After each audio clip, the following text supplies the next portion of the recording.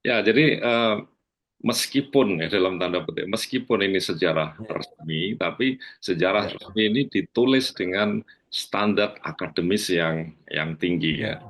Jadi Oh, dilihat dari para penulisnya, kemudian juga kesepakatan di antara kami bahwa kita akan menerapkan metode dan metodologi sejarah yang rigid sehingga meskipun ini sejarah resmi yang ditulis oleh pemerintah, tetapi ini adalah bisa dipertanggungjawabkan secara ilmiah dan secara akademik. Ya, tentu saja lepas dari kekurangan-kekurangan yang nanti bisa disempurnakan. Nah, sehingga eh, mungkin sudah sewajarnya ya sejarah yang bisa dipertanggungjawabkan ini bisa menjadi rujukan ya, bagi penulisan buku-buku teks di sekolah ya.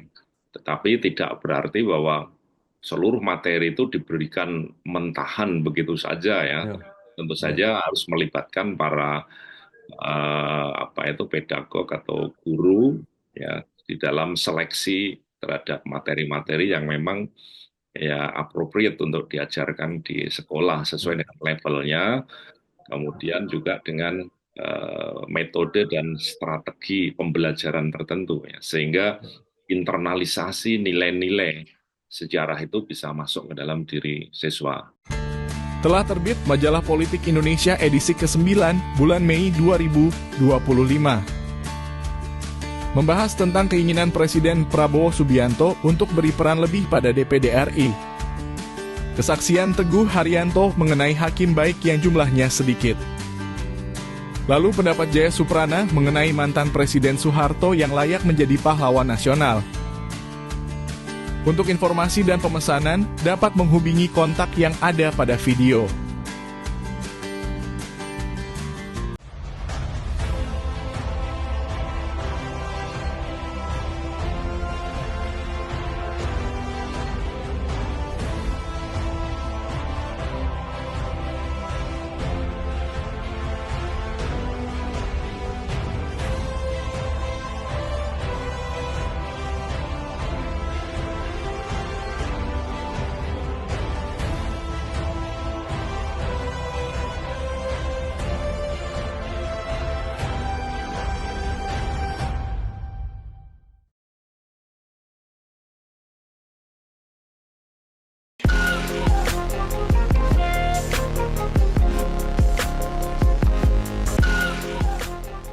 Assalamualaikum warahmatullahi wabarakatuh.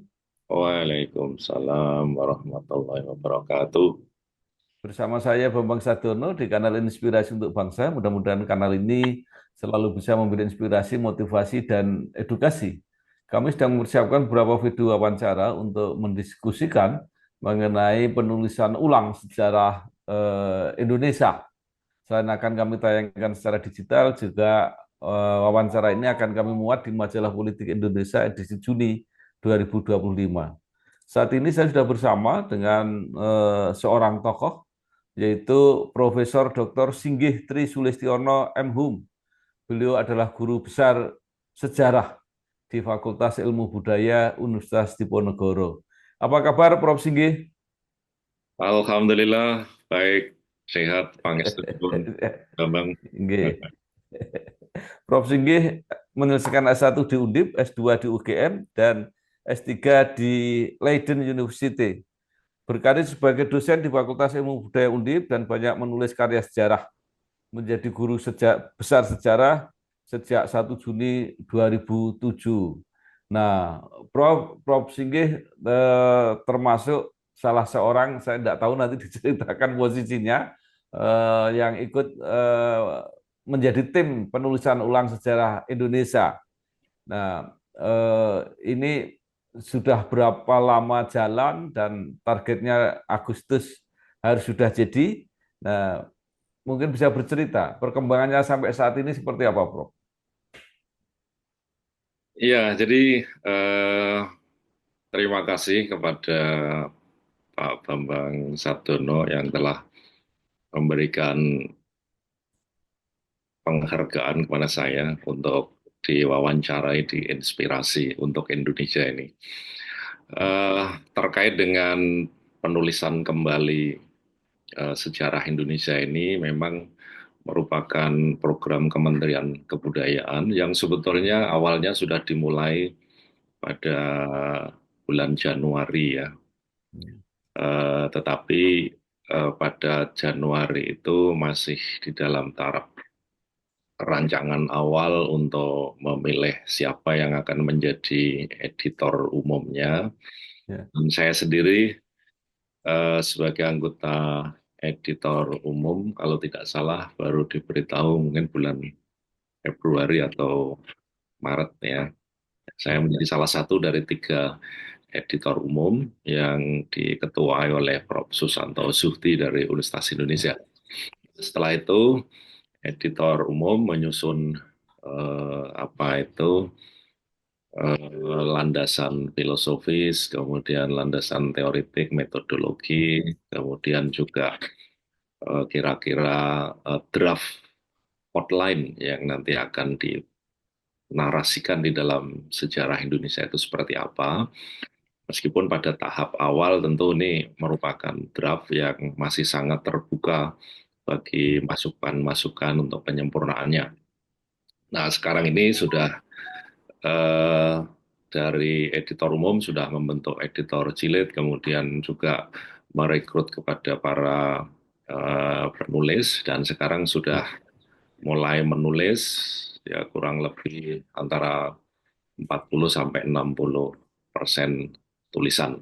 Meskipun demikian, sebagai draft ini masih juga terbuka bagi masukan-masukan dari masyarakat ataupun dari tokoh-tokoh sejarawan yang mungkin belum tertampung di dalam bagian dari tim penyusun sejarah Indonesia ini.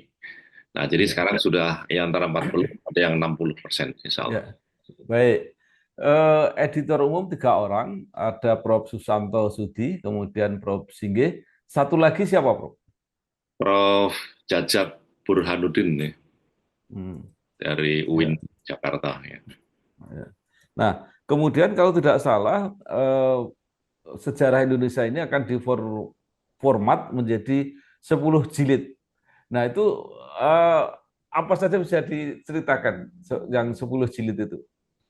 Ya, memang ini rentang periodenya sangat panjang ya, mulai dari periode awal keberadaan geografi Nusantara maupun para penghuni-penghuni awal, kemudian sampai juga kepada bagaimana perjumpaan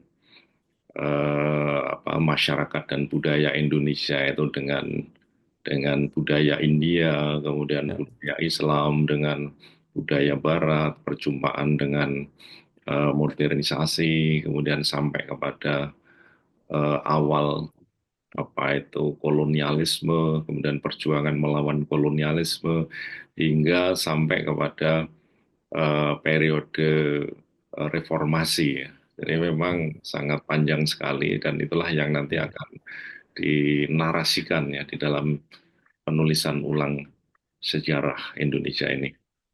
ya. Baik. Awalnya pasti bahwa sejarah-sejarah awal bangsa Indonesia akhirnya sampai periode mana, Prof? Apa betul bahwa nanti akan sampai pada periode Presiden Pak Jokowi? Iya betul, jadi sampai kepada periode Pak Jokowi ya. Jadi supaya ada pemahaman yang lengkap di dalam Ya, seluruh perjalanan bangsa ini ya dari awal ya. sampai akhir sekarang ini. Baik. Penyusunan sudah 40-60%, sehingga masih sangat terbuka kalau ada saran dan usul, pertimbangan dan sebagainya. Nah, apa prosedur yang disediakan oleh tim? Apakah akan secara terbuka menyerap? Apakah ada forum-forum tertentu yang semua siapa saja boleh ikut ambil bagian? Atau tim juga aktif mewawancarai atau menggali tokoh-tokoh sejarah? Ya, jadi yang pertama oleh karena ini memang waktunya juga kita harus running begitu Ya, cepat. ya. Tetapi dalam waktu yang cepat itu kita masih tetap memiliki sikap terbuka untuk masukan-masukan baik dari rekan-rekan sejarawan, kemudian juga dari mungkin LSM, kemudian juga para wartawan ataupun ya berbagai pihak yang peduli dan memberikan masukan terhadap penyempurnaan dari rencana penulisan buku ini. Kita selalu terbuka, ya, selalu terbuka, dan setiap ada masukan-masukan kita berusaha untuk menindaklanjuti di dalam rapat-rapat para editor dan penulis untuk bisa diakomodir, ya. Nah, kemudian yang kedua tentu saja eh, semangat dari para editor dan penulis di sini adalah untuk memberikan kebaruan-kebaruan ataupun upaya untuk melengkapi, ya, baik dari sisi temuan fakta-fakta baru yang berasal dari sumber-sumber sejarah, baik itu tertulis maupun lisan, kemudian juga dari hasil-hasil penelitian yang dilakukan oleh para sejarawan ataupun para akademisi, ya, misalnya berupa apa itu disertasi, tesis, kemudian jurnal-jurnal ilmiah. Itu adalah temuan-temuan baru yang mungkin selama 20 tahun terakhir ini sudah sangat banyak, ya. Nah, di samping itu kita juga akan menerapkan perspektif yang lebih baru untuk melengkapi perspektif yang lama, ya, di dalam melihat fakta-fakta sejarah itu untuk kepentingan keindonesiaan. Ya, baik. Setelah 20 tahun ada fakta baru, mungkin ada persepsi baru. Nah, apakah basisnya tetap menggunakan sejarah Indonesia yang pernah disusun oleh Pak Nugroho Susanto dan timnya yang 6 jilid, atau tetap juga menggunakan 8 jilid yang dari Prof. Taufik Abdullah? Artinya bahwa bahan-bahan sejarah itu tetap digunakan walaupun tadi dengan tambahan-tambahan baru, dengan persepsi yang baru. Seperti apa nanti? Ya, untuk fakta-fakta tetap kita gunakan semua, ya, untuk saling melengkapi, baik itu dari sejarah nasional Indonesia maupun dari IDAS, ya, Indonesia di tengah arus sejarah, ini juga kita pakai. Kemudian juga adanya temuan-temuan baru yang dilakukan oleh para peneliti sejarah, baik sejarawan Indonesia maupun dari sejarawan asing. Nah, kemudian yang kedua, dalam hal perspektif, ya, bagaimana kita melihat fakta itu. Nah, kita akan lebih berusaha untuk objektif, ya, lebih objektif, kemudian juga memperkuat perspektif Indonesia sentris, kemudian juga akan lebih menonjolkan kepada otonomi sejarah dan juga perspektif global, yaitu bahwa persoalan-persoalan kemudian juga peristiwa-peristiwa yang terjadi di Indonesia itu sangat dipengaruhi dan terkait dengan peristiwa-peristiwa yang terjadi secara global, ya. Jadi misalnya peristiwa tahun 1965 misalnya itu bukan sekedar persoalan intern bangsa Indonesia, tapi itu adalah bagian dari pengaruh dan dampak dari Perang Dingin pada waktu itu yang sebetulnya tidak hanya dialami oleh Indonesia, tetapi juga oleh banyak negara. Terjadi konflik-konflik internal akibat dari proksi yang timbul dari Perang Dingin pada waktu itu, ya, misalnya Taiwan, Vietnam, Korea, kemudian Amerika Latin dan sebagainya. Ini negara-negara dunia ketiga yang menjadi ajang pertempuran dari kepentingan kekuatan adidaya pada waktu itu. Hanya saja waktu itu mungkin kita gagal waspada, yang di dalam di dalam menanggapi kepentingan pertarungan ideologi global itu. Telah terbit Majalah Kampus Indonesia edisi ke-7 bulan Mei 2025. Membahas mengenai kontroversi jabatan guru besar kehormatan. USM, dari yang dulu dijuluki universitas sangat murah, hingga kini menjadi universitas sangat maju. Usaha Unhiksa untuk menjadi PTNBH dengan tidak menaikkan biaya kuliah. Fenomena turunnya mahasiswa perguruan tinggi swasta. Untuk informasi atau berlangganan, dapat menghubungi kontak yang ada pada video. Ya, Prof, di luar banyak kritik, bahkan saya juga sudah mewawancarai Prof. Asfi dan Prof. Anhar yang sedikit ada kesan curiga terhadap pemerintah atau mereka mengatakan penguasa yang mempengaruhi penulisan sejarah ini. Nah, mungkin Prof. Singgih bisa bercerita seberapa jauh misalnya taruhlah presiden atau tidak terlalu tinggi misalnya Menteri Kebudayaan memberi arahan pada penulisan sejarah ini. Jadi kalau kesan yang saya terima ya sebagai editor Ya, umum, memang tidak ada intervensi dari rezim atau kekuasaan ya. Jadi kita sama-sama sepakat untuk memikirkan negara, ya, bukan rezim atau pemerintahan. Karena kita semuanya sadar bahwa ya, sekarang ini negara Indonesia mungkin sedang tidak baik-baik saja ya. Kita menghadapi banyak ya, masalah, baik itu secara politik, secara ekonomi, secara sosial budaya dan sebagainya. Dan itu memberikan keprihatinan kepada kita bersama bagaimana sejarah ini bisa difungsikan sebagai wahana untuk kembali menjalin menguatkan kohesi sosial ya, persatuan ya, nasional untuk mengingat kepada warisan yang telah ditinggalkan oleh para pendahulu kita ya, untuk melanjutkan eksistensi Indonesia ini. Sebab kalau tanpa kohesi sosial, tanpa ya. persatuan nasional, ya kita bisa menjadi negara almarhum ya, sebagaimana halnya Sriwijaya atau Majapahit zaman dulu ya. Ini kita harus hati-hati. Jadi ini untuk kepentingan negara kalau menurut saya, bukan untuk kepentingan rezim.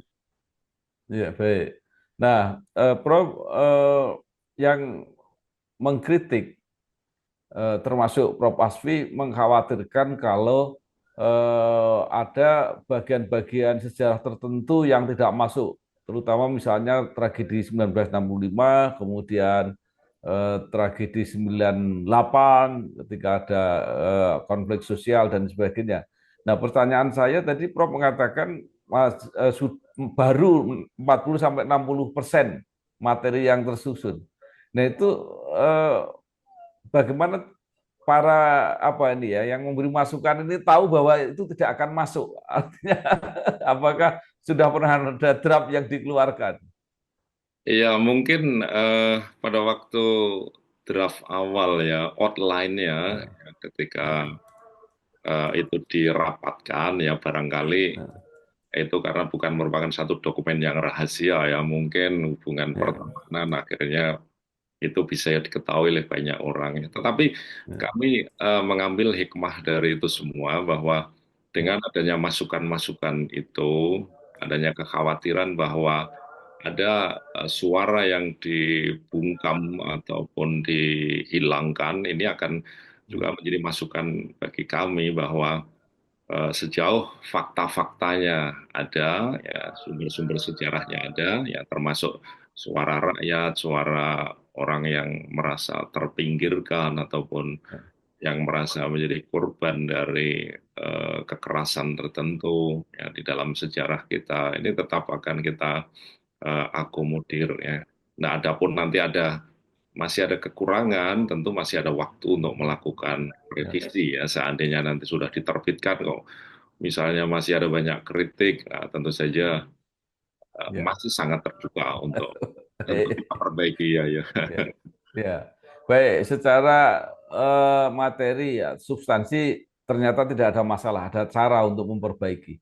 Nah, kemudian mengenai posisi, Pak Prof. Asfi apa ya, mengharapkan ini tidak akan menjadi sejarah resmi, artinya sejarah yang ini versi pemerintah tidak akan itu, tapi dia menganggap supaya menjadi induk atau babonnya sejarah yang nanti digunakan untuk menyusun buku pelajaran. Nah, tim sendiri memposisikan tulisan ulang sejarah Indonesia ini seperti apa, Bro?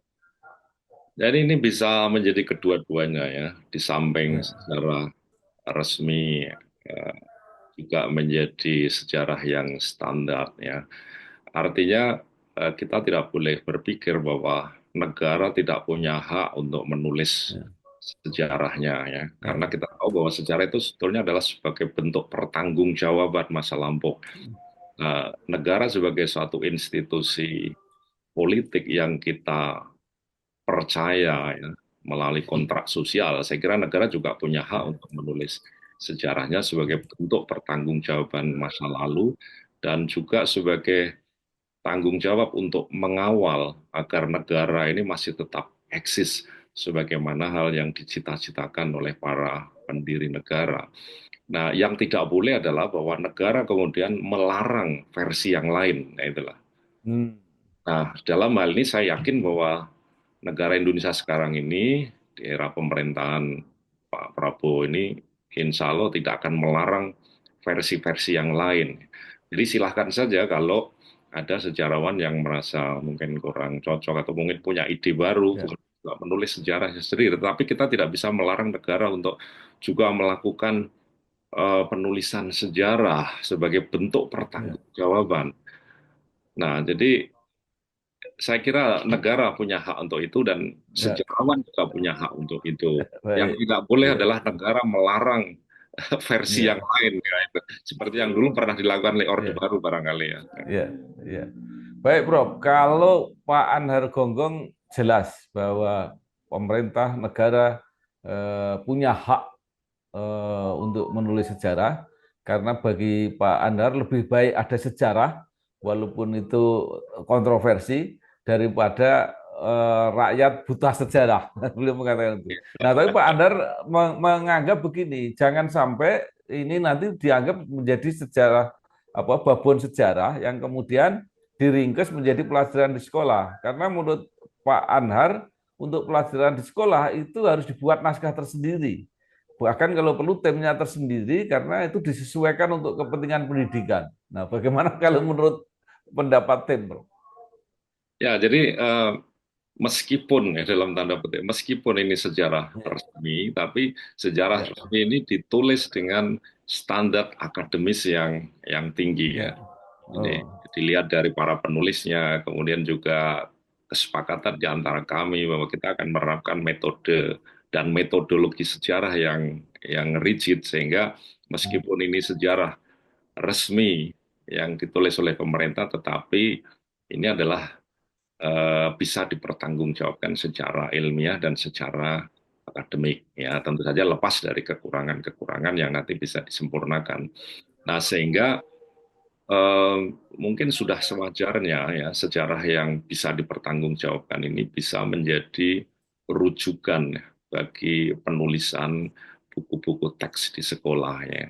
Tetapi tidak berarti bahwa seluruh materi itu diberikan mentahan begitu saja ya. ya, Tentu ya, saja harus melibatkan para apa itu pedagog atau guru ya di dalam seleksi terhadap materi-materi yang memang ya appropriate untuk diajarkan di sekolah sesuai dengan levelnya, kemudian juga dengan metode dan strategi pembelajaran tertentu ya, sehingga internalisasi nilai-nilai sejarah itu bisa masuk ke dalam diri siswa. Kemudian yang kedua juga pembelajaran sejarah ini kita harapkan juga menjadi intellectual training, ya, sebagai latihan ya, intelektual, bukan ya, indoktrinasi. Ini saya kira nanti kita perlu melibatkan para ahli pendidikan ya untuk ya, menyusun buku sejarah termasuk juga strategi pembelajarannya. Karena bagi anak-anak SD SMP itu yang penting adalah pewarisan nilai-nilai, ya, nilai-nilai kebangsaan, nilai-nilai toleransi, nilai-nilai gotong royong, kebersamaan. Itu yang saya kira kita harapkan seperti itu. Lah, adapun nanti setelah SMA itu juga kita latih untuk latihan intelektual ya, dengan melalui pelajaran sejarah ini, ya. Sehingga tidak merupakan ya, indoktrinasi, ya, tetapi eh, para siswa juga punya argumentasi kenapa Ya, kemerdekaan Indonesia itu tahun 45 misalnya, apa sih alasannya, gitu. Buktinya apa gitu. Nah, ya. Baik. Nah, Prof, tadi ada persepsi global dalam penulisan sejarah.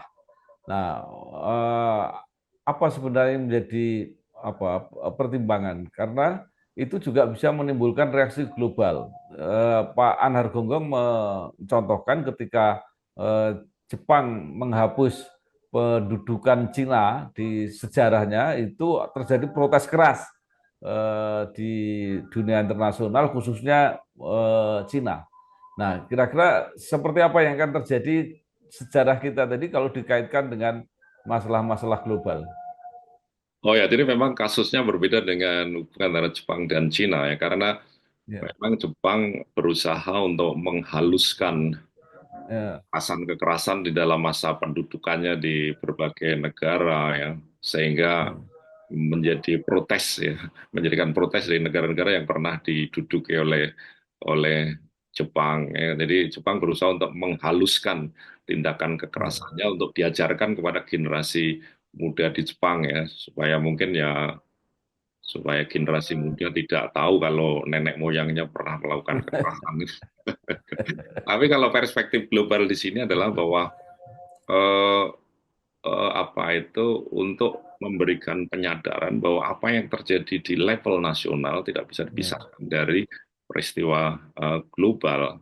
Nah, kalau kita hanya berpikir lokal, maka nanti persoalan-persoalan itu hanya berputar-putar secara internal. ya, Jadi misalnya dalam kasus peristiwa tahun 65 misalnya ya, karena kita kurang menempatkan peristiwa itu dalam konteks global, sehingga ya, kondisi yang saling menyalahkan itu menjadi semakin tajam ya.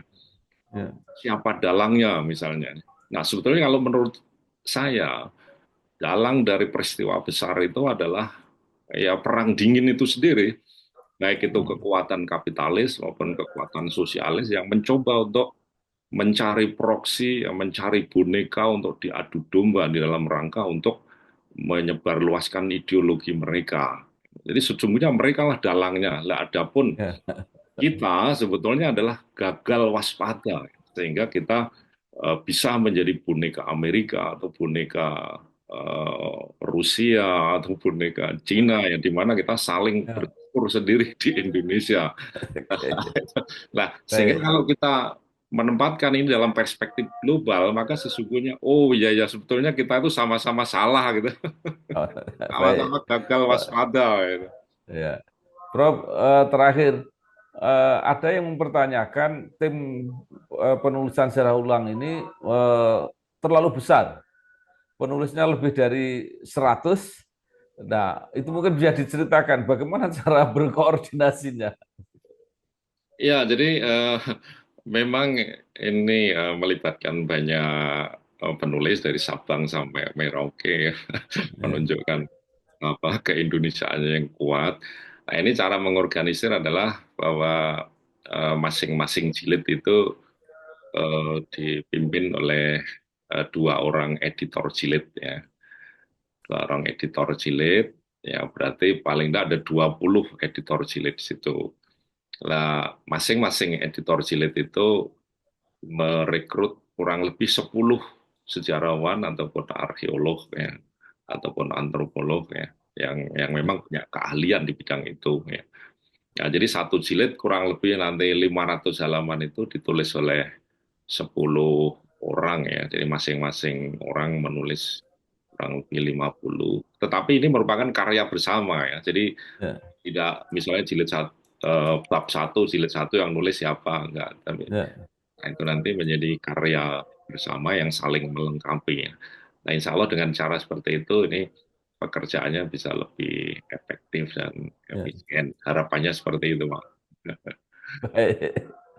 Baik, terima kasih sekali eh, Profesor Dr. Singgih Tri Sulistiono M. Hum, Guru Besar Sejarah Fakultas Ilmu Budaya Universitas Diponegoro, Undip Semarang, yang telah memberi banyak sekali penjelasan. Yang paling penting adalah bahwa masih terbuka masukan siapapun yang ingin memberikan masukan akan diterima dengan senang hati. Iya. Sekali lagi terima kasih, mudah-mudahan lancar, sukses Prof. Wassalamualaikum warahmatullahi wabarakatuh. Ya, terima kasih Pak Bambang. Matur nuwun. Assalamualaikum warahmatullahi wabarakatuh. Terima kasih Prof. Sami-sami. Telah terbit Majalah Ekonomi Indonesia edisi kelima bulan Mei 2025.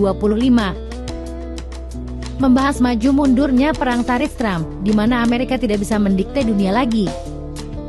Saatnya pertambangan menjadi prioritas penerimaan negara. Peningkatan jumlah penerima dana pensiun per bulannya. Juga potret komunikasi pejabat publik. Untuk informasi lebih lengkap juga pemesanan, bisa menghubungi kontak yang tertera pada video